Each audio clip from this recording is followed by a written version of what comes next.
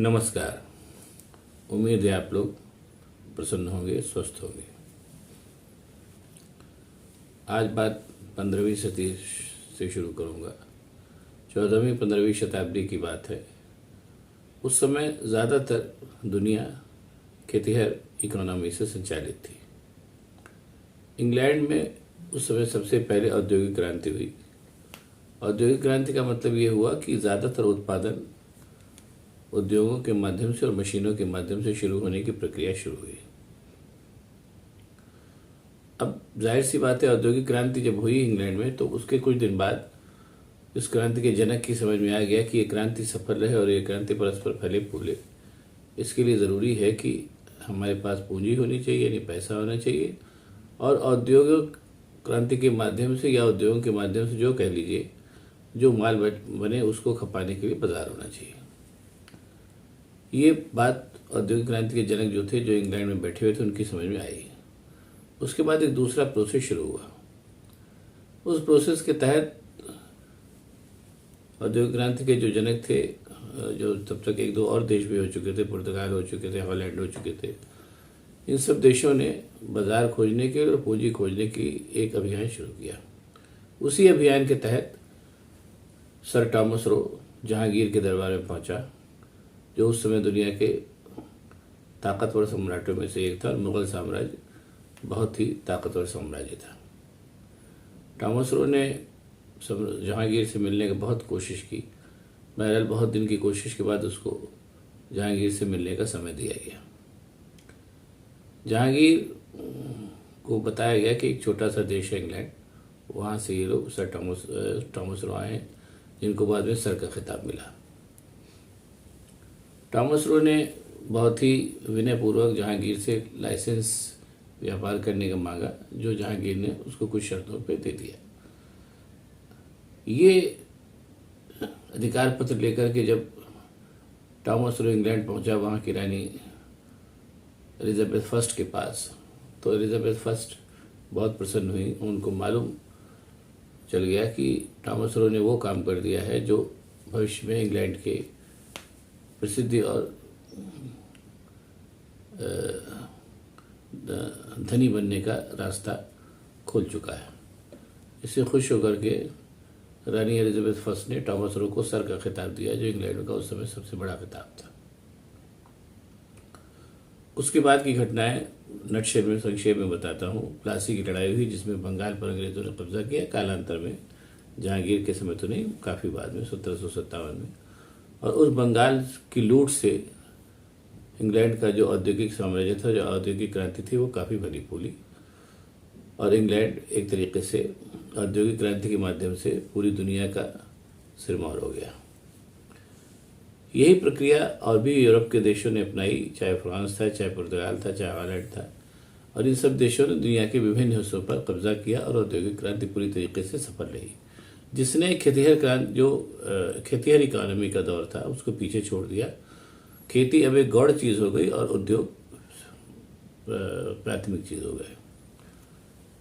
ये प्रक्रिया चल ही रही थी और उस प्रक्रिया में इंग्लैंड सिरमौर था और यूरोप के बाकी भी कुछ देश उसके लगभग पैरेलल थे, लेकिन कुछ देश काफ़ी पीछे छूट गए थे।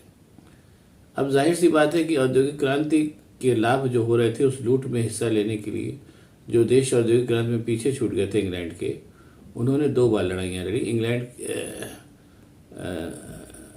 यूरोप के उन देशों से जो औद्योगिक क्रांति में आगे बढ़ चुके थे, जैसे जर्मनी पीछे रह गया था, इटली पीछे रह गया था, ये सब देश पीछे रह गए थे, और जैसे मैंने बताया इंग्लैंड और फ्रांस ये सब आगे हो गए थे। नतीजे में 2 विश्व युद्ध हुए, प्रथम विश्व युद्ध और सेकेंड वर्ल्ड वार, जिसमें पूरा का पूरा जो औद्योगिक क्रांति का परिदृश्य था वो बदल गया और इस लड़ाई को अमेरिका की मदद से जीता जा सका। अमेरिका ने कालांतर में औद्योगिक क्रांति के माध्यम से यूरोप को भी पीछे छोड़ दिया और आज की तारीख में औद्योगिक क्रांति का जो सिरमौर है वो आज की तारीख में अमेरिका है, सब जानते हैं। यानी ये जो इस औद्योगिक क्रांति से जो अर्थव्यवस्था जन्मी, जिसके तहत आजकल की पूरी दुनिया चल रही है, उस अर्थव्यवस्था को आप औद्योगिक पूंजीवाद का नाम दे सकते हैं, यानी जिसमें उद्योगों और पूंजी के माध्यम से पूरी दुनिया का अर्थव्यवस्था संचालित हो रही है। अब जाहिर सी बात है कि इस अर्थव्यवस्था का जनक यूरोप था और बाद में कालांतर में इस व्यवस्था को अग्रणी यूरोप को छोड़ करके अमेरिका हो गया। ऐसा नहीं कि यूरोप पीछे है काफ़ी, ऐसा नहीं है, यूरोप भी काफ़ी आगे है। लेकिन आज की तारीख में औद्योगिक पूंजीवाद का जो सिरमौर है वो अमेरिका है, इसको कहने की जरूरत नहीं, दुनिया जान रही है। हाँ, जब तक खेतिहर अर्थव्यवस्था थी, मतलब मोटे तौर पर ये मान के चलिए कि मुगलों के ज़माने तक और उसके पहले खेतिहर अर्थव्यवस्था में भारतवर्ष जो था वो दुनिया की इकोनॉमी का सिरमौर था। और जो इकोनॉमी का सिरमौर होता है वही एक तरीके से दुनिया का भी सिरमौर होता है, जो भारत मुगलों के ज़माने तक था, मुगलों के आने के पहले भी और उसके काफ़ी पहले भी।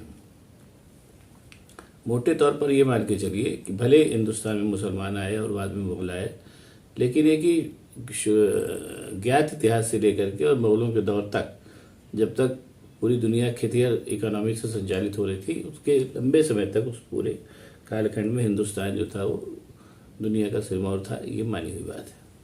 लेकिन औद्योगिक क्रांति और औद्योगिक पूंजीवाद के इस दौर में जैसा मैंने बताया कि अमेरिका आज की तारीख में सिरमौर है और इंग्लैंड भी काफ़ी कुछ शक्तिशाली है। अब ऐसे परिदृश्य में ये कहना, यह सिरमौर को भी इसी चीज़ को आप ये कह सकते हैं जो आजकल कहा जा रहा है कि भारत विश्व गुरु बनेगा। विश्व गुरु बनना अच्छी बात है, हर आदमी को या हर राष्ट्र को, हर समाज को सोचना चाहिए। लेकिन एक तार्किक बात यह भी है कि हम विश्व गुरु बनने के लिए हम बन कैसे सकते हैं। हमारी जो अर्थव्यवस्था है वो भी औद्योगिक पूंजीवाद से ही संचालित है और औद्योगिक पूंजीवाद का जनक और आज की तारीख में सिरमौर यूरोप और अमेरिका। ऐसे में औद्योगिक पूंजीवाद के इस दौर में भारत कैसे विश्व का सिरमौर या विश्व गुरु बन सकता है, ये थोड़ा समझने वाली बात है। हाँ, ये बात ज़रूर है कि औद्योगिक पूंजीवाद की इकोनॉमी का ये दौर जब ख़त्म होगा, जैसे खेतिहर इकोनॉमी का दौर ख़त्म होकर के औद्योगिक पूंजीवाद आया, उसी तरीके से औद्योगिक पूंजीवाद भी कभी न कभी ख़त्म होगा।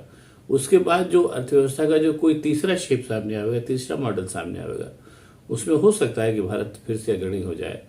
लेकिन ये अभी दूर की कौड़ी है और इसको अभी सोचना है, समझना, और इसमें भी इतने इफ्स एंड बट्स हैं कि इसको ये कहना कि ऐसा होगा ही बड़ा मुश्किल है और थोड़ा सा मतलब ऐसी चीज़ है जिसको कहने के पहले 100 बार सोचना चाहिए।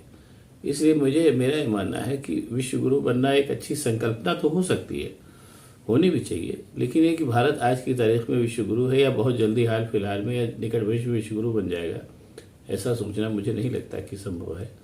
हाँ, यह है कि अपनी अपनी सोच है, अपनी अपनी विचारधारा है, उसके लिए किसी को कुछ कहना उचित नहीं है।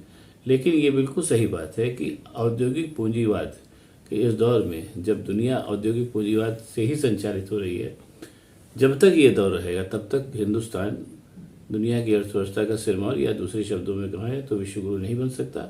उसके बाद की बात देखी जा सकती है कि क्या होता है। आपको ये वीडियो अगर पसंद आया हो तो इसको शेयर करिए, लाइक करिए, सब्सक्राइब करिए इस वीडियो को। बहुत बहुत धन्यवाद। नमस्कार।